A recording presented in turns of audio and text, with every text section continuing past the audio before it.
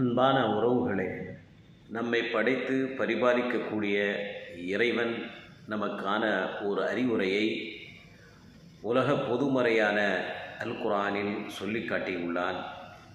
வலக்கது கர்ரம்னா பனி ஆதம, ஆதமுடைய மக்களை திட்டமாக நாம் கண்ணியப்படுத்தினோம்.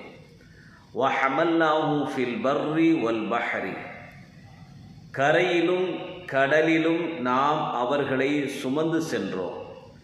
வரஸக்னாஹும் மின் தய்யிபாத்தின் வஃபضல்னாஹும் அலா கதீரின் மிம்மன் ஹலக்னா தஃலீலா, நல்லவற்றிலிருந்து அவர்களுக்கு நாமே உணவளித்தோம். நாம் படைத்தவற்றில் அநேகவற்றை விட தகுதியில் நாம் அவர்களை மிக்க மேன்மையாக்கியும் வைத்திருக்கின்றோம். இது இறைவனுடைய அறிவுரை. அன்பானவர்கள், இந்த ஒரு செய்தி நமக்கு எதை எடுத்துரைக்கிறது என்று சொன்னால், இந்த உலகில் இறைவனுடைய படைப்புகளில் மனித படைப்பை கண்ணியப்படுத்தி உள்ளான். எதன் அடிப்படையில்?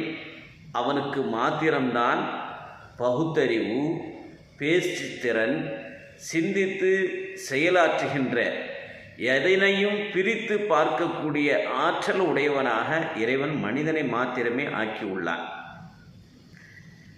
மேலும் மனிதனை தரையில் அவனுடைய கால்நடைகளான குதிரை, ஒட்டகம், கோவேறு கழுதை, இன்ன பிற மனிதனுடைய கண்டுபிடிப்பு வாகனங்கள் மூலியமாக அவனை நாம் சுமந்து செல்கிறோம். அதுபோலவே கடலில் இறைவனுடைய படைப்பாற்றல்களில் அத்தாட்சிகளில் ஒன்றான கப்பல்களில் மிதந்து செல்கின்ற கப்பல்களிலும் மனிதனை இறைவன் சுமந்து செல்கிறான். அதுபோல மனிதனுக்கு உடல் நலத்திற்கு எது ஆரோக்கியமானதோ, பயனளிக்குமோ அத்தகைய தூய்மையான நல்ல உணவு ஆகாரங்களையே நமக்கு விதியாக்கி இருக்கிறான், உணவளிக்கிறான் அதன் மூலியமாக. அதுபோல இறைவன் படைத்த படைப்புகளிலேயே இந்த உலகில் நாம் காணுகின்ற கால்நடைகள், மிருகங்கள், விலங்குகள், பறவையினங்கள், ஊர்வன, நீந்துவன, மரஞ்செடி கொடிகள், கற்கள், இன்ன வேற என்னென்ன கோள்கள் இருக்கின்றோ இவை எல்லாவற்றிலும் மனிதனுடைய படைப்பு தான் சிந்தித்து பார்க்கில் மேன்மையானதாக இருக்கிறது என்பதை மனிதன் விளங்கிக் கொள்ள முடியும். அன்பானவர்களே, அத்தகைய கண்ணியத்தை இந்த மனிதன் சீர்குலைத்து விடுகிறான்.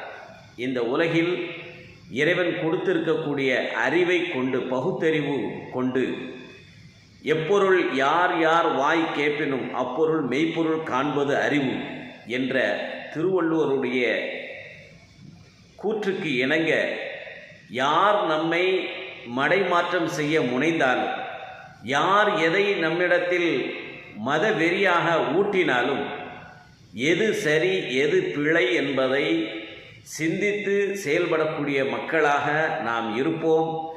இந்த உலகத்தினுடைய ஆதாயத்திற்காக, சுகபோகத்திற்காக, அற்ப சுற்றின்பங்களுக்காக நாம் நம்முடைய கண்ணியமான அறிவை தாரை வார்த்து விடாமல், யாருக்கும் அடகு வைத்து விடாமல் சிந்தித்து செயல்படுவோமாக.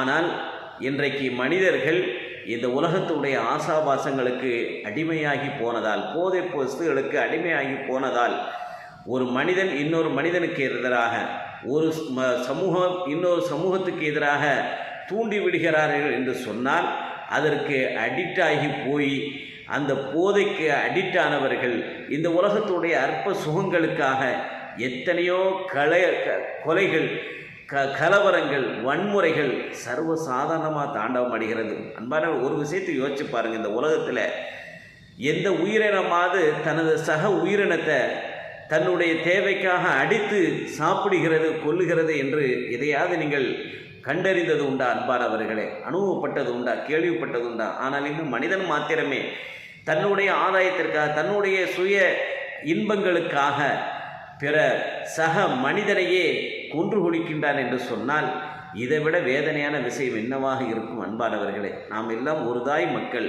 ஒன்றே குலம், ஒருவனே தேவன் என்பதை அறிவோடு சிந்தித்து செயல்படுவோமாக. அதற்கு இறைவன் நல்லருள் பாலிப்பானாக. ஆமீன். வாஹது அல்ஹம்துலில்லாஹி ரப்பில் ஆலமீன்.